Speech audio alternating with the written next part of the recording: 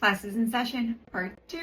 After my first DHgate tips and tricks video, I've had a lot of questions. The biggest question that I received was on tariffs and if I had ever been charged to receive my package in addition to what I paid. I have done a little bit of research, but this is also my personal experience. Some followers comment that they were charged. I don't know exactly the circumstances if it was a different website that they purchased through. I never stopped ordering. I still have not stopped ordering and have never had any additional charges. That is something that you can always ask the seller just to make sure that there's no surprises. I have seen some prices increase with shipping charges. A lot can also depend from country to country, specifically speaking for delivering into the US. And at the end of the day, we're still getting a great affordable price.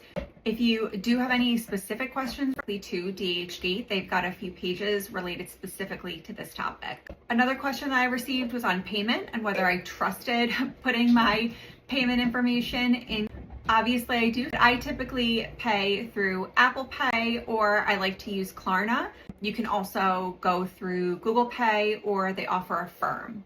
There's some other tips and questions. In my first video, I tell you to always message the seller and ask questions. One of the questions I mentioned was asking whether a product was genuine leather or artificial. Even a step further and ask what type of leather it is.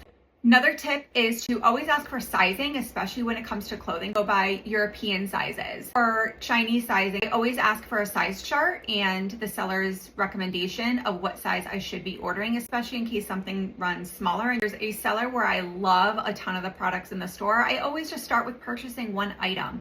If you do purchase through a private seller, because you're going to have access to a much larger product catalog.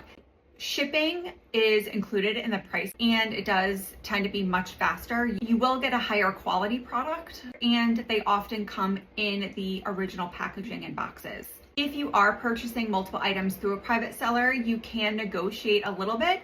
If you're interested in using any of my private sellers, just message me and I'd be happy to give you their information.